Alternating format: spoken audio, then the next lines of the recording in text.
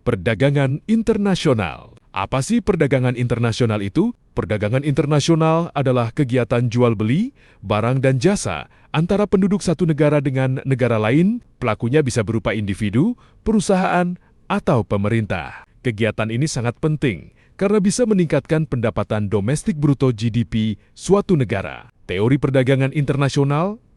Alasan kenapa kita harus berdagang? Ada 3 teori utama yang menjelaskan alasan negara-negara saling berdagang. A.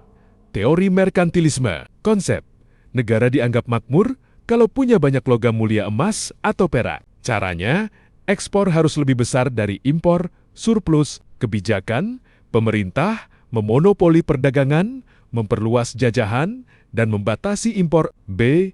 Teori keunggulan mutlak.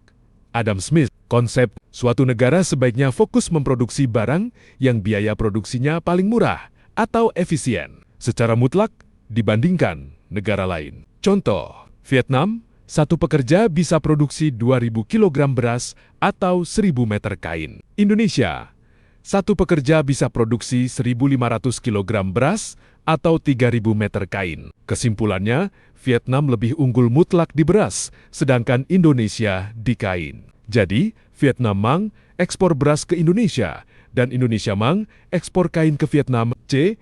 Teori keunggulan komparatif David Ricardo. Konsep, kalau satu negara lebih unggul di semua produk, tetap bisa dagang. Negara harus fokus pada produk yang memiliki keuntungan relatif paling besar atau kerugian paling kecil. Contoh, Kanada, satu pekerja produksi 5 sepatu atau 4 baju. Indonesia, satu pekerja produksi 6 sepatu atau 12 baju. Kesimpulan, Indonesia unggul mutlak di keduanya. Tapi, keunggulan terbesarnya ada di baju. Kanada lemah di keduanya, tapi kelemahan terkecilnya di sepatu. Jadi, dengan kata lain, Indonesia ekspor baju, Kanada ekspor sepatu.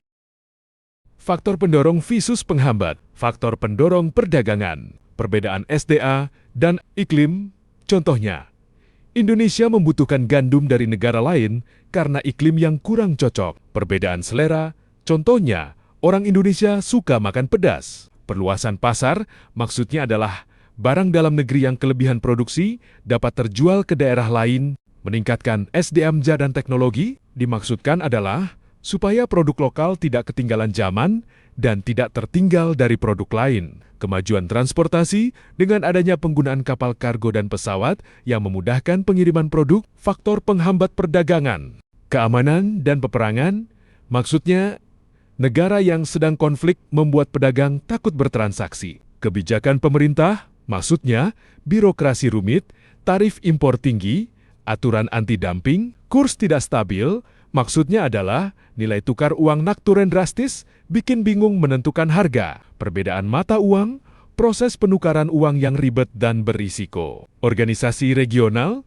contohnya, ASEAN bisa menghambat negara di luar anggota untuk masuk pasar. Manfaat, keuntungan, dan kerugiannya. Manfaat utama menjalin persahabatan internasional, mendapatkan barang yang tidak bisa diproduksi sendiri, mendapat transfer teknologi dari negara maju dan memperluas pasar. Keuntungan, menghemat biaya produksi, menambah devisa negara, dan membuka lapangan pekerjaan baru. Kerugian, jika produk dalam negeri lemah kalah saing dengan barang impor, industri lokal bisa bangkrut dan ekonomi terpuruk. Jenis-jenis perdagangan internasional. 1. Ekspor adalah menjual barang ke luar negeri. Contohnya, menjual kopi ke negara Italia. 2. Impor adalah membeli barang dari luar negeri. Contohnya, membeli gadget dari Cina. 3. Barter adalah tukar tambah barang tanpa uang. Contohnya, menukar minyak goreng dengan beras. 4.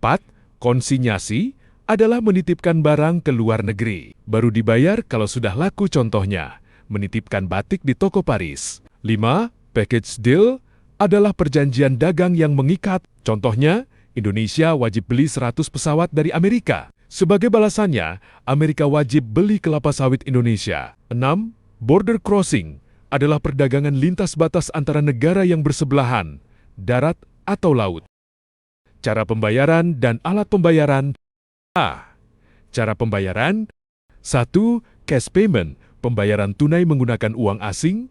cek, atau transfer. Cara tersebut beresiko besar, karena hanya dilakukan jika penjual dan pembeli sudah saling percaya. 2. Open account. Barang dikirim terlebih dahulu, dan pembayarannya beberapa bulan kemudian. 3. Private compensation. Mengalihkan utang piutang ke pihak lain di negara yang sama. 4. Letter of credit LC. Cara paling aman karena bank menjamin pembayarannya. Red clause LC yaitu eksportir bisa membayar uang muka terlebih dulu sebelum barang dikirim. Usance LC yaitu cara pembayaran dengan dicicil atau ditunda, misal pembayarannya dilakukan 1 bulan kemudian setelah barangnya sampai tujuan. B. Alat pembayaran devisa. Devisa adalah alat pembayaran internasional yang diakui dunia. Bisa berupa valuta asing falas yang sudah terdaftar di Bank Indonesia. Contohnya yaitu dolar AS, yen, euro, pound sterling, emas, batangan, surat berharga internasional. Sumber devisa. 1. Devisa umum, yaitu berasal dari kegiatan ekspor, jasa wisatawan asing, dan kiriman uang dari TKI di luar negeri. Devisa kredit, yaitu pinjaman luar negeri dan investasi asing. Kurs valuta asing, harga uang asing. Kurs adalah perbandingan harga mata uang asing terhadap mata uang lokal rupiah. Kurs jual, ketentuan ketika bank menjual mata uang asing. Artinya kita menggunakan kurs jual di saat mau membeli dolar. Kurs beli, yaitu ketentuan ketika bank membeli uang asing. Artinya kita menggunakan kurs beli di saat mau menjual atau menukarkan dolar ke rupiah. Tips mudah menghitung kurs. Menukarkan dolar ke rupiah adalah kurs beli. Menukarkan rupiah ke dolar adalah kurs jual. Contoh soal, Mr. Abdul memiliki uang 8.000 dolar.